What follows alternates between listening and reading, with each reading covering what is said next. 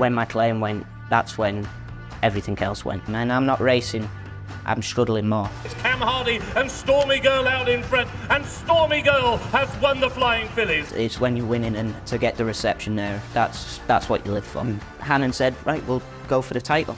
Everything took off. Mondomesh down the near side is closing, inching closer, another thriller. A lot of money on very young shoulders, and there's a lot of things I wish I could look back at now and say, well, you shouldn't have done that, or why did you do that?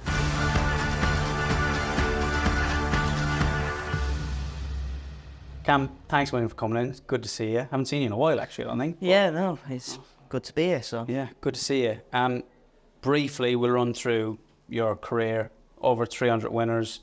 You've had a couple of listed winners along the way, and one of King Charles II at Newmarket as well, which is one of the bigger ones, wasn't it? Yeah, he was probably, especially when I was still claiming at the time, and he actually broke the track record that day. He was a lovely big horse called 2-Piece, so no, he'd probably be the highlight out of my career so far, you know.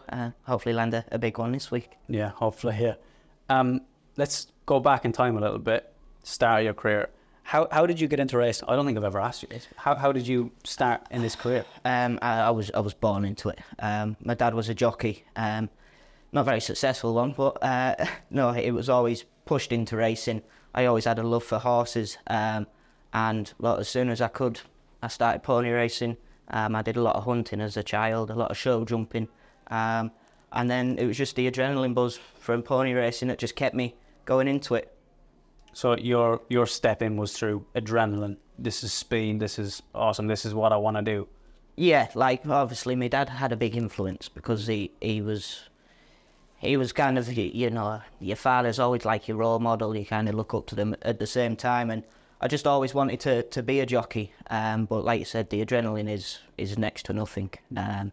So you know, you've been there, and I know that the racing is the adrenaline part of it, but it's when you're winning and winning at like meetings like at York and Ascot and Newmarket, to get the reception there. That's what you live for. And so, when you said you always knew you wanted to be a jockey. How old were you when that was first in your head? I want to be a jockey. This is what I want to do. Oh, I think I must have only been 8 years old. You know, I used to get babysit by other jockeys. I know Andrew Mullen used to look after me as a kid, and Jerome Fenterman, and there'd be a good memory there. I was watching him racing one day, sat on the side of my sofa with a stick and pretending it was a horse, and I think that was probably it, when I was watching that and getting the thrill off that, and just going fast. That's all it was, the speed of it, yeah. Yeah. And so you transitioned into being an apprentice. So where did you start out as an apprentice? Well, I used to ride out for Tim Easterby when I was only 12, 13. I used to ride all the old hacks and that, and well, he was very good to me, actually. He looked after me, and it was thanks to Mr. Easterby. He got me down to Mr. Hannon's, and I went down there at 16, and that's just where it all started. And look, Mr. Hannon was a great supporter, and well, it's probably that's what kicked my career off, because I had a great backing. Yeah. So was that a culture shock for you, going from being a Yorkshireman, going down south? I think most Yorkshiremen, when they get past Doncaster, break out in a rash. So when you're moving down south, at that age, you're only 16. Was that a big culture shock? Was that really difficult for you? Yeah, I was only a kid, and you know, I moved into a house with Kieran O'Neill and Sean Levy, and look, they took me under their wing, and almost babysat me down there. It was hard to get used to at first, but because I was so busy working, it was a great distraction not to think about missing home or anything like that. Because when I was a kid as well, when I was 14, 15, all my summer holidays, I would be down in Newmarket riding out.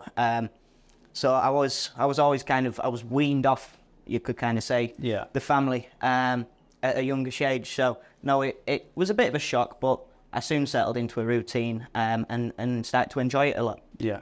And so then your first winner, when did that happen? How early was that into your apprenticeship? And my first winner, my first year riding, I think I had 45 rides, and my first winner was in October for an Irish trainer, Shane Donahue, French press, and he won by a whisker, just one. And from then on, the year after was Hannon said, right, we'll go for the title. And that really gave me an eye-opener to think, if he thinks I'm good enough to go for this, we'll go give it our best shot. Obviously, the first year was just getting a bit of experience, strengthening up a bit, learning how to ride races. I wasn't very lucky to have many winners the first year, but my second year, everything took off. So just that initial conversation, you said, Mr. Hannon said to you, we're going to go for the title. At that age, you must have been, what, 17 that time? Yeah, I think 17 turning 18, yeah. What's that like when you're a 17-year-old lad and someone like Richard Hannon, who's produced Ryan Moore and everyone else before him, turns to you and says, we're going to go for the title? What was that feeling like? Holy fuck. It was a very shock, but it was also a privilege, and at the same time I put a lot of pressure on myself to be as good as, like you said, Ryan Moore, Richard Hughes, some brilliant riders that were in the yard at the time. You know, with Sean Levy and Kieran O'Neill, you know, riding work with them as a kid as well, of just teaching you. But when Mr. Hannon said that, like the second year, we got rolling, I was very busy. Tony Hine did a brilliant job for me. He was my agent, and look, everyone supported me round that yard for it. Unfortunately, I bumped into Oisin Murphy. So no, when he said that, it was a real shock to the system. But you knew you had a I wouldn't know how to say it. There was a limit that you had to get to be good enough to go. Big boots. And you just needed that ambition to go.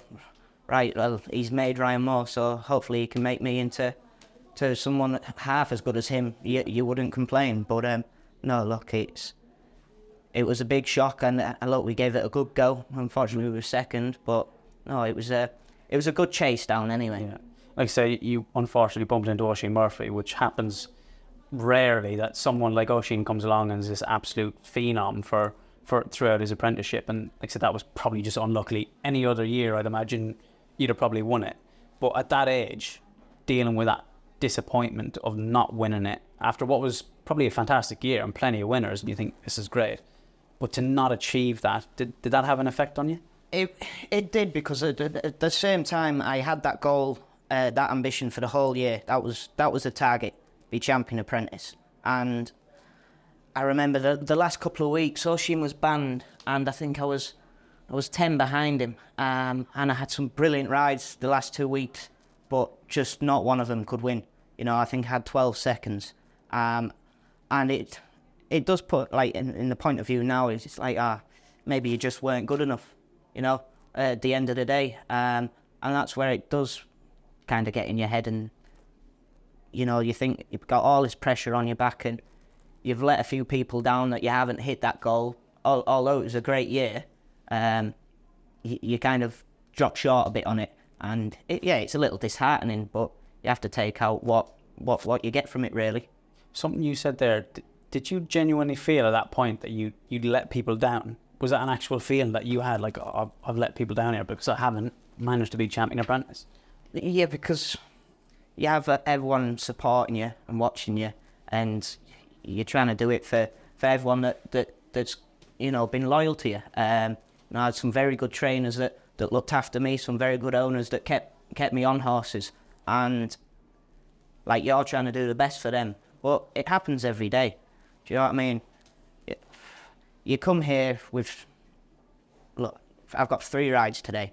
I think they've all got great chances. They could go and run well, but you'd always feel a little bit disappointed at the end of the day if they didn't quite achieve their best on the day. Do you know what I mean? And because, you know, the owners pay X amount of money for them to be trained for big days like this, and it's a blink of an eye, and in hindsight, things can change very quickly. You'll know as well as I do out there, you know, you could just be in the wrong place, the wrong time, and everything goes wrong. Yeah.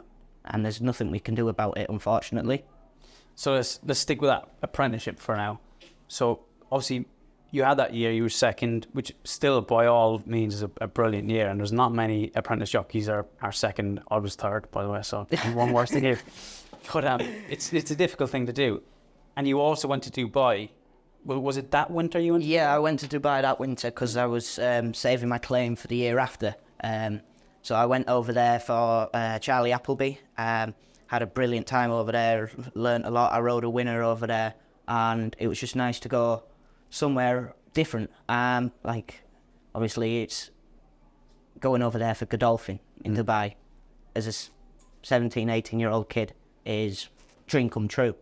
But at the same time, because I'd been used to riding every day, non-stop, to go in to do nothing, I had a lot of time to think over there, and it was probably the worst thing for me in hindsight going over there, because you'd finish work by 9:30, 10 o'clock, and then you've just got the whole day to yourself, and just boredom can kick in. I don't do sitting around, and it costs a lot of money to do a lot of things over there. But no, going to Dubai to have a winner there was great to tick off the bucket list. But in hindsight, I wish I'd have stayed here in the winter and kept busy, because the year after, things went to pot. Yeah. When you said things went to pot, obviously we've established Dubai was the sort of catalyst for things maybe getting a little bit worse. We say when things went to pot, what do you mean? I got to 18, legal to drink, and the days that weren't filling out with doing something, it was turning to drink, and it's been a lot of problem to a lot of jockeys, and that kind of started with me thinking I'm not good enough and letting people down. After the title, I came back, went to Dubai, and then when I was back in England, I had a great start to the season. But when my claim went, that's when everything else went. And I was in the real world as a 19-year-old, just come out of his claim that I'd probably ridden out too quick. Because I had a lot of fame of chasing Oisin Murphy down, and a lot of money on very young shoulders. And there's a lot of things I wish I could look back at now and say, well, you shouldn't have done that, or why did you do that? Because I think drink was the turning point, and it gets a hold of you in ways that it shouldn't really. Everyone knows makes you more depressed, but at the same time, when you're drinking it makes you forget everything, and it just takes that pain away briefly. But then that's just what the cycle starts as. You know, you'll take it away one night, you get up, go to work. If you're racing, as soon as you finish racing, you're trying to forget, and that was my coping mechanism, and that's how I used to deal with my depression. Yeah. So would you say at that point that everything from that feeling of disappointment to letting people down for the Apprentice title to having too much time in your hands inevitably led to depression, and that drink was your sort of vice to try and soothe the depression? Yeah, it was like I said, it was my go-to. It was a backer. I was down south. I had a lot of friends that were around me, but none that I'd ever speak to in that sort of way, because I was scared. I didn't know what was going on, and I just used to go home and drink by myself. And I wish I had someone down there to talk to, or to go to. Obviously, my family was up in Yorkshire, and I didn't want them to know what I was dealing with. And I was just trying to hide it and bottle it all up, and that was probably the worst thing I could have done. Yeah, I think that's something that it's been talked about a little bit, but probably not enough. Is that you're that young man, that kid really, 18, 19, who's got all this sort of fame, like you said, and money and all this success in front of the big crowds, and everything is going fantastic, but you're thrown into a really adult world, and it goes wrong an awful lot more than it goes right, and it's still that stigma, isn't it, around young men that you don't want to talk to anyone? No. Or like you said, that stigma is, people think it's almost a stereotype that men are suffering but don't want to talk. Obviously, I know a lot of lads in the weighing room have had problems, but at the same time, it's one of them. Are you all right today? And it's, yeah, I'm fine. And like you said, in front of the big crowds and the big days, you don't see what happens behind the closed screens, and it's just a bad way of dealing with things. Like the amount of times you'd be getting up to go to work and thinking, oh, you'll be going racing with great chances, and none of them win. And yeah, you drive home and you think, that was an awful day. Or what if I did this, if I did that? And then you start overthinking it. And you think, oh, if I'd have just gone for that gap, the hindsight is beautiful, because that was your race winning move. And the way that you think about it is, I got that beat. Yeah. You know, should have won on that. I'm not good enough. And that's what I do. I beat myself up so much. And it's probably the worst thing to do. Yeah. Is always, you kind of get yourself beat before you've even started. Yeah. Do you know what I mean? You're already going out there thinking, oh, this has a great chance. But usually when I come here with a great chance, they run awful. Yeah. So then you start doubting yourself. Isn't it? Yeah. And there'll be one day that you'll go for a couple of outsiders, have no pressure on you, think, oh, just see how we get on, ride to run well, and they go and win. And they're the ones that shock you and put you in the good moods. But no, dealing with after race, post race, everything that you're thinking about, watching replays, where things went wrong, where things went right, is a lot of what I think about too much. Yeah. And the way for me to stop thinking about that was to drink. Yeah. And then it became, back then, and correct me if I'm wrong, but it became a bit of a public issue for you, and it affected your career in the end. It affected my career when I'd finished, I rode my claim out and I couldn't get any rides and I was struggling. And because I was struggling, I thought, right, yeah, I'm not good enough. If I was good enough, I'd still be getting rides. And they were the days when I wasn't busy. And then I was drinking. And I wish I could turn back time now and change it all, because I wish I could have had a proper go at it. But it was the middle of that third year that I had to ring Mr. Hannon up and say, look, I need to go home. And he was very supportive, actually. He said, look, there's always a job for you if you want to come back down south. But I thought I needed to get back to mother and sort myself out and get straight again. So I moved back to Yorkshire and tried to reset it all up again. Yeah. And you have done, essentially. You have more or less sort of reset it, because I know it's been a long process, and to you it might have felt like years and years and years, but you have built back up to being a real sort of stable northern jockey who's always consistently riding winners. And now you're in a very decent position with Richard Hannon, where you're riding quite a lot of horses for him and everyone else in the north. So you've done a pretty good job of rebuilding that career, as difficult as that would have been. Yeah, it was brilliant. Obviously, Tim Eastby let me in with open arms when I came back up north, and I was riding out a lot for him. And I started in Quinnies as well. And I was just trying to pick up the spares and build contacts. But it really kicked off when I got the Anthony Britton job. I remember PJ McDonald I think his wife just had a baby, and he couldn't ride too, so I had to get down to Chelmsford to ride a couple for him, and that's where it all started. Me and the little team of 30 horses, we've had a great few years. I've rode him 99 winners so far, and he's been a real good backer. And he's not just a boss, he's a friend, and he's one of them.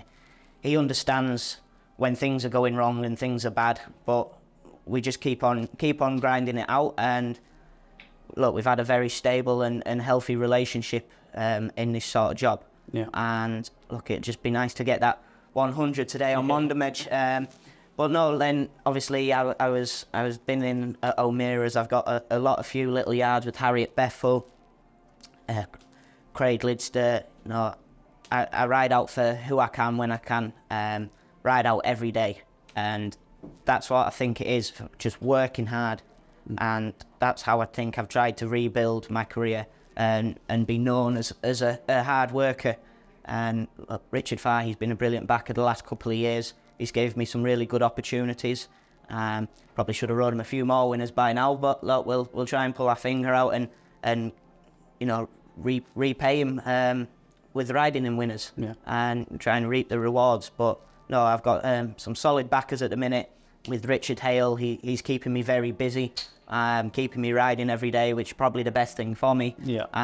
Look, I think they said there the other day, Sky Sports, I was the 10th busiest jockey in the country. So look, I'm getting plenty of rides, but plenty of rides come with plenty of winners, but plenty of mistakes. And like I don't know why, I had a little flick through my stats the other day, and I was like, oh, on nearly 500 rides, I've had 25 winners, and I think I'd had 60 seconds. And you just think, you know, if them 60 seconds were winners, what a brilliant year that would be. Champion jockey. Oh, it'd be brilliant. You know, 60 seconds, 53rds, 54ths. You know, over half of my rides are placed. And you think, oh, if I'd have just done this or just done that and they'd won, and the amount of them that have been heads or short heads, that's the frustrating part of it. But no, I'm keeping very busy now. I've rebuilt my career, and it's hopefully try and find a few more good horses. So how do you deal with that when you're looking at those stats, which I used to be terrible for as well? I don't think it's probably the healthiest thing to do.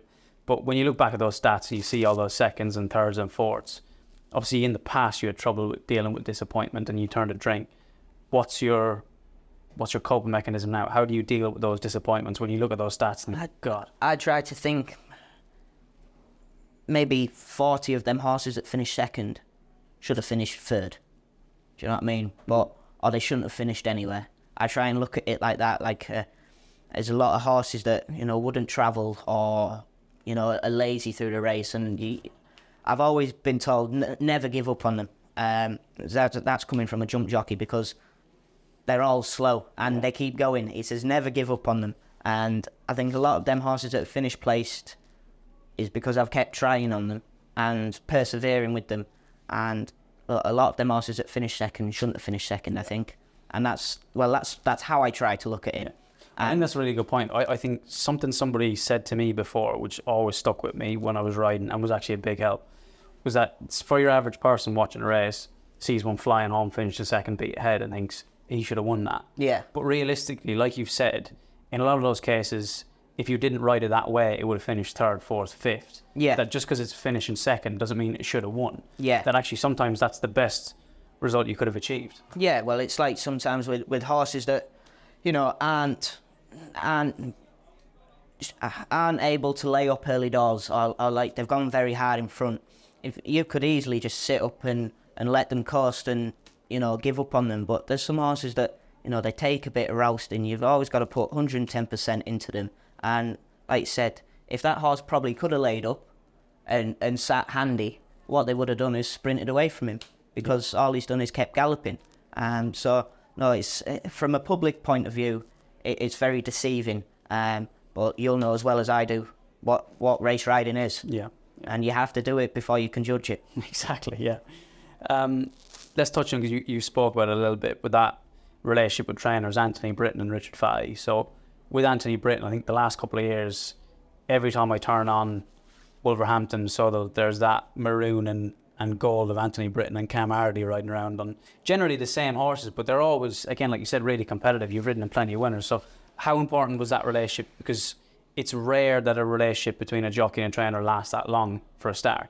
So how's that relationship still going, and what's the benefit of that relationship? Because I think it's, like I said earlier, he's not just a boss, he's a friend.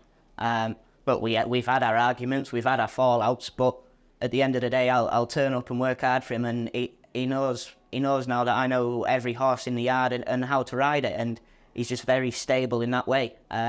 Obviously, he was a great backer to start getting my name in the paper every week, and to get my name back in the paper and get me back going, it was probably, I've got a lot to be grateful for Anthony for giving me that chance, and that's probably why I've stayed so loyal to him, and he's very loyal to me, and he's very straightforward. If I want to jump off one of his horses to ride another one that I think can win, he's happy to help me. But I know all his horses, and I know the best way to ride them to achieve their best possible placings. So I usually try and stick with my guns, and no, I really enjoy riding winners for Anthony because he deserves all the success he gets because he's a very hard-working man, and hopefully we could find some nice horses in that yard. Yeah, let's hope so, because he deserves them. I think you deserve them as well. Yeah, definitely. Richard Fahey, I was speaking to Oisin about this earlier. Obviously, I was at Fahey as an apprentice. One thing I want to ask you is, when he gives you instructions, is there a lot of instruction, or is it just leave it with your kid? Yeah, leave it with your kid. Yeah, happy handy. Richard's very easy to ride for, and I enjoy riding for him because he doesn't tie you down to them sort of instructions. He kind of tells you without telling you. He says, ride the horse where he's happy. You know, if you can't travel early doors and you've got to get him into the race, he'll be happy if you were out the back and you could say back to him, look, Rich, I couldn't go early doors, but he's flew home, and he's very easy to talk to that way, and he doesn't really put a lot of pressure on you. I know a lot of trainers that this'll win, and Richard, he's very laid back, and look, he's got a good numerical number of horses there, and he's a great backer. But no, he's one of them happy handy kid. Leave it with you. Yeah, it's very easy. When he gives you that freedom to sort of be the rider that you want to be, it allows you to not only look at the form and think, here's the pace, here's I'm drawn, here's plan A, but it gives you that freedom in that first furlong to go, well, this is plan B now. Yeah. I'm reading this race and I'm going to go with plan B because that's what I feel is the right thing to do. Yeah, it's very easy. He kind of deals it with your hand. If there's no gallop on and you can go sit a bit closer, he would never criticise anything like that. And look, he knows racing now, and like he can see what's happening in the race. You don't have to tell him. Like if a horse gets short of room or gets hampered, he understands that, whereas a lot of people would think, they'd look at hindsight, but no, Richard's very good in that way. But like I said, it gives you that freedom to ride the horse how you want and think the best it's going to run for. So yeah, I'm talking about riding horses. Let's talk a little bit about horsemanship, right? I'm going to ask all jockeys these sort of questions. Yeah. So for people who are listening who maybe never even watched a race or have never sat on a horse, don't really understand it, what I want to get into is when you're riding a horse and you're riding a half-ton animal with unlimited energy and they're pretty bloody strong, if you want to get one to relax and to reserve its energy, what are you doing with your hands? What does it feel like for you? What are you trying to achieve with your hands? I know a few of them people, they've got them little eggs on their Twitter. Do you know the ones that abuse you? Yeah, they're the sort of people that you're talking about. Yeah. But no, like to people outside of the racing, like your job, like I find it best to drop horses out that are keen and, you know, park them up right behind another horse. And with your hands, the best thing you're trying to do is not fight them, because they're fight or flight animals. And if you try to fight them, that's when the flight kicks in. And if you get in a wrestling match with one, you're never going to win. It's half a ton. Yeah. And all we've got is a little bit of leather and a metal thing going through their mouth to control them. And look, if they want to do what they want to do, they're going to do it. But no, like you said, you're trying to get your hands buried, get them relaxed, kind of give them a little bit of rein at the same time to kind of drop that bridle out. But no, look, there's some absolutely brilliant riders in there that, you know, can settle them like that. You know, Danny Tudor's exceptional with it. David Nolan, Mo Rennan, they're brilliant. They can just bury their hands and they just don't move on them. And But I always find with them, when you ask them how they do it, I figured out, either they don't know how to explain it or they don't want to tell you because they don't want to get where they see. Yeah, they can't really tell you what they're doing. They just kind of do it, don't they? It's just natural. That's the horsemanship of it. You know, they just turn up, hands relaxed, get on the horse relaxed. You know, there's the saying, you know, what happens in the brain, travel down to reins. If you're relaxed getting on a horse, it always eases them. If you were getting on a horse nervous, scared, tense, and you grab the reins, the horse is going to go tense underneath you. And they feel that, you know. But bond between man and horse, it can either be really good or really bad. Yeah. It's like an unspoken language almost. Yeah. Like that's your way of talking to them. You know, your hands, your pat, your stroke, through the reins, everything is with your hands to get the horse to relax. You know, your voice is always there, but they don't speak English. No. So, No. Right, let's take a step away from racing, because we've talked a lot about racing.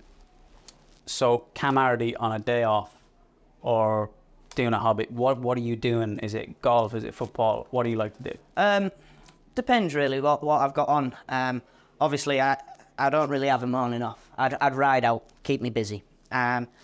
In an afternoon, it would either be, you know, I do a lot of fishing. Just took up a good bit of fishing. But any sort of sport, I enjoy doing every sport. Golf, football, cricket, you name it. If there's somewhere I can go and do it, I'll go and enjoy it.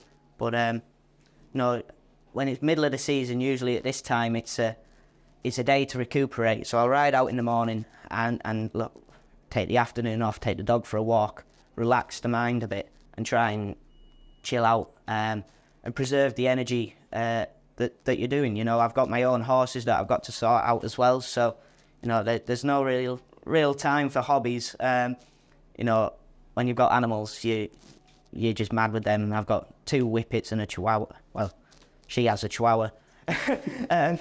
But no, we've got a couple of dogs there. But you're saying she has a chihuahua. I bet it's cuddled up to you every night on the... No, he attacks me. No. How did he attack you? Yeah, he's not friendly. He's not friendly. He's aware that you don't like him, or he just doesn't like you? No, he just doesn't like me. Okay. Yeah. I know that, because every time I go and pick him up, he'll just run at me. So I bond with the whippet and leave the chihuahua to her. But no, he's outside of racing. There isn't really anything when it's this time of year. Yeah. You know, because you just start zoned in on what's happening tomorrow, what you're riding, where you're riding, looking at decks, looking at entries, and by the time you've done it all, you look up, it's 8:30 and time to go to bed. Yeah. And do it all again the day after. Yeah. So let's talk a little bit about fishing. So I don't know much about fishing. Neither do I. You don't know much about it. Not a Okay, clue. that's good. I wouldn't catch a cold. Look, my next question was going to be, what's the biggest fish you caught? But obviously, if you haven't caught any, then... It's about this big. You can't see it, but yeah. So not one you've got like a picture of at home on the wall? No trophy fish yet. No, I tried catching jaws or something like that, but no, there's little piddly. I think the goldfish at home's bigger than what I've caught. But no, it's really enjoyable to take your mind away from everything. The peace and quiet, especially this time of year with the late evenings. No, it's really something that I wouldn't think I'd have got into, because it's a lot of sitting around, and I like to be busy. I probably think I have ADHD or something. I just can't sit still. Undiagnosed. Yeah. But no, it's something I thought I won't warm to it, but the more I've done it, the more I start to enjoy it, and it's another nice distraction away from racing. You know, not to think about anything else. And the best thing is, you usually don't have phone service. Yeah. So you've got no one to bother you. Mrs. can't ring you up. Yeah, just turn it off. Where are you? Fishing. That's all you have to say. There's no phone service, so you can't be thinking about, what's happening racing, looking at results if you weren't riding, or even if you were banned or you got dropped off one. You can't look at it if there's no signal. So that's the best thing I think about it. Because your phone's not there to distract it. It's just you out there with the fishing rods and enjoying yourself. I think you're going to be in trouble with your missus if she listens to this. And you're one, be abusing wow, for one. And then 2, saying you're going off fishing so that she can ring you. Yeah, but, I told her she'd be listening to it, but she said she won't be able to find it, so I'll just have to keep it hidden. Yeah, so just pretend it never got published. Yeah, we'll just... This was all... I'm going to send it on Facebook. Yeah. One thing I want to ask you about, because I've never really understood this, jockeys who have horses of their own as well, right? Because you're dealing with them 24/7. You're riding out, going racing. It's horses, and then you go home and look after more horses. Some would say you could get sick of it. Yeah. The thing is with the horses outside of racing, that's your hobby. Do you know what I mean? I do a lot of... So you differentiate between the two? I've got obviously the race horses every morning, every afternoon, but you know, in the winter time, I've got 2 horses that I'll bring in, and that's my downtime when I'm off in winter. You know, I do a lot of hunting. Keeps me fit, keeps me fresh, and look, I think I spend more time on horseback than I do on my own 2 feet, so I don't think it'll be changing anytime soon. But no, So it's like it's an obsession for you then, isn't it, horses? Yeah, Must be. Spending that much time with it. that's all it is. It has to be. You have to be obsessed with them. You have to be addicted to it. Because if you aren't addicted or obsessed with these animals, there is no point being in this job.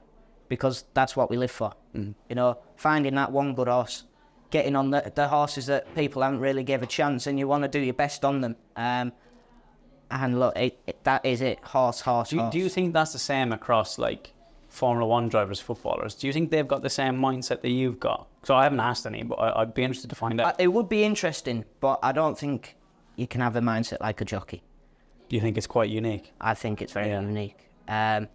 Obviously, you'll find out more when you speak to a lot of the other lads, but F1 drivers, they have a lot of downtime when they're away from racing. They've got a lot of money to do it. A lot more than us. Yeah. But like footballers as well, they'd be training. But I'd say the footballers would, if they went for a kickabout with 5 of their mates, they'd probably enjoy that. Do you know what I mean? It's like us when we ride horses at home. I enjoy that because it's something different away from the pressures of the job. You know, there's no pressure. I don't have to jump a hedge on my horse if I don't want to. Do you know what I mean? But if I have to win this race because I want to, and that's what the obsession is winning. Well, I've thought about this a bit, right? Because I thought I not grew up, but when I was coming up through my apprenticeship, I was listening to Conor McGregor every week because he was sort of rising through the ranks. Now, yeah. Fighting man, proper Irish, but, fighting man. Yeah, of course, Conor McGregor's.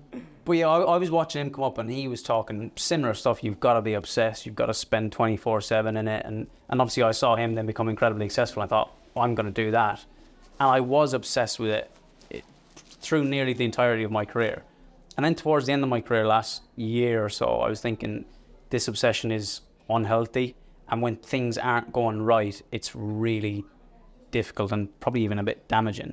So is there a point where, I understand what you're saying about obsession, and I think you're right to a degree, but is there a point where it's too much obsession and it's damaging? Yeah, I think it's when the pressures of that obsession come into it, and like you said, you were obsessed with it, but there was too much into it, and I think, I don't know how to say it, but like if you're that addicted to it and it's damaging you, you can't be in love with it that much. But I think where do you draw that line? I think everyone will have their own sort of line. Yeah. Where's that line for you? I don't think there is one. Just complete obsession. It has to be. I think because if I didn't love this game, I'd be very much out of it. There's been a couple of times where I've not enjoyed it and I thought, right, I'll quit. And then I think, what will I do? Yeah.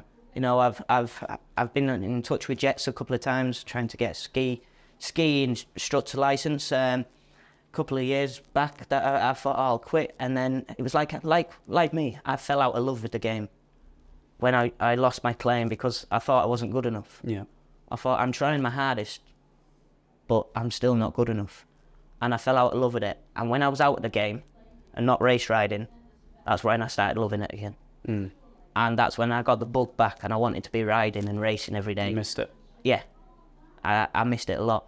And it was when I was like this year, I don't think I've had a day off, do you know, and it's the best thing for me. I watched a brilliant thing there on Netflix about Tyson Fury. Have you seen that yet? Yeah, it's pretty good. Yeah. When he retired, just went mad.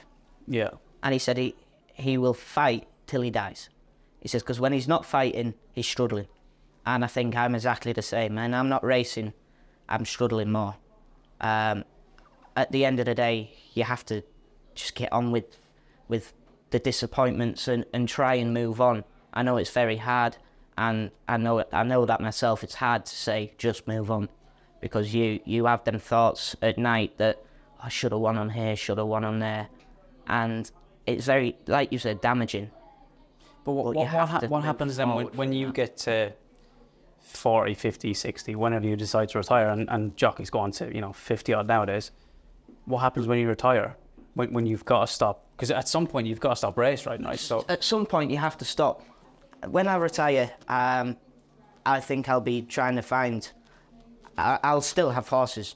I know that. and I'll probably try to do the pre-training side of it, but it'll be a lot more on the ground sort of thing, and using your eye and looking at horses instead of riding them. But I think that's what it's going to be. You'll have till to be I die. involved somewhere. Yeah. Yeah, you're never getting out. Yeah. When you're in, you an never get out. institutionalised man. Yeah. When you're in, you're never getting out. Look, you tried to leave and you're still back here. Exactly, I'm still here. Yeah, I'm still here. You're a little curvy around the edges though now, but Yeah, I put on stone and a half. stone and a half. Yeah, pure muscle though. Pure muscle. I don't know if you can tell, but Nah. strong guy, yeah. Taking creatine and stuff, so. Uh, Well out your, and talking about that actually, fighting weights and stuff, you've done a bit of fighting, haven't you? A bit of boxing? I did a bit of boxing actually here. Yeah, York Race How did that go? Yeah, I won anyway. You won? Yeah, it was a brilliant thing. I absolutely loved it. It got me as fit as a flea. I've never probably been as fit in my life. But no, it was really good fun, and look, hopefully I'll be doing it again this year. It was for a great cause for racing welfare. So no, look, we raised a lot of money, had a lot of fun, and no, I'll definitely do it again. Aside from having a lot of fun, right? Because I know you're competitive about this, as much as you don't want to admit it, right? How good was that feeling when you won? Did you knock him out? Was it on points? No, it was on points. He probably had the better of me the first round, and that's when I thought, all right, I'm gonna have to kick it in a bit. And look, he blew up. Oh, Nathan McCann, he blew up second round, so it got a bit easier for me. You know, I think I outdid him with fitness instead of boxing technique. Anyway. So he went in trying to do them. Oh yeah, it was like handbags, you know, just swinging away. Yeah. But no, yeah, he went in, tried for the knockout, and luckily enough, I stayed on my feet. And no, then 3 rounds in, I remember him coming up to me on the road. He says, "I'm tired. Can we stop?" He says, "I'm absolutely knackered." And no, when I won it was brilliant. I wish I fought someone that wasn't my mate. Do you know what I mean? Yeah. It's hard to go in with your friend and say, "I'm going to punch you in the face." Well, you want to be a bit aggressive. Yeah. But no, that went out the window as soon as he hit me. Yeah. But this year, I'm assuming you'll be looking for someone who's not your mate to try and. Yeah, well, I'd have a go with you, but you're a bit out of my weight bracket now. Class. You're well out my weight well. class. I'd knock you out in the first. Can you not get down to 8'2" and fight, no? 8'2", why can't you get up to 10'7"? Oh, yeah. Career gone. I'll be sat in here a lot more with you. Yeah. Well, I think it's points out because I would definitely spark you out in the first. Yeah. So yeah. It's an absolute waste I'm talking about it. Yeah, I couldn't fight myself out wet paper bag. I know about that. We'll end up boxing this room in a minute. Yeah. This microphone's going straight up the back of your head when you turn out. Just pass me that How often tripod. are you training for it now, or how seriously are you taking it for this year? I'm not boxing training. I run every day or go cycling. I'm gonna have to go cycling after my first ride today. Obviously, I got a bit of weight to lose for the last race, but I'll try and run a couple of miles at least every day after riding out, or get to the races early, run a couple of laps of the track, just to keep me tipping over. But no, I'd say when the sign-up sheet comes 8 weeks before the fight, it'll be back in the gym and raring to go. Yeah. Awesome. Watching more Tyson Fury on Netflix while you're training. Trying to learn what to do. Yeah. Have a bit of Rocky Balboa, I at Tiger on, running up and down stairs. Well, I'm gonna ask you 2 questions before I let you go, and these are 2 questions I'm gonna give to every jockey that comes on the podcast. Yeah. The first one would be, if you could look back on your career now and you could change one thing, what would you change?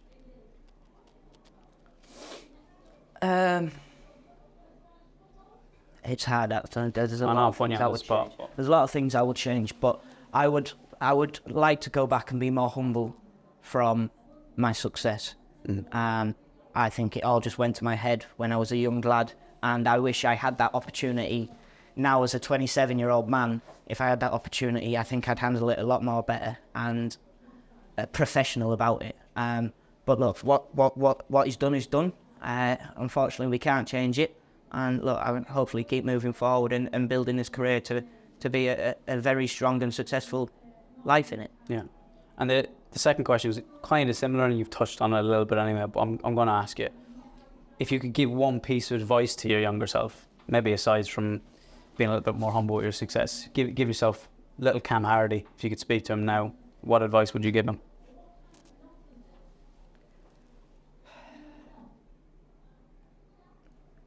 Don't let the disappointment get to you.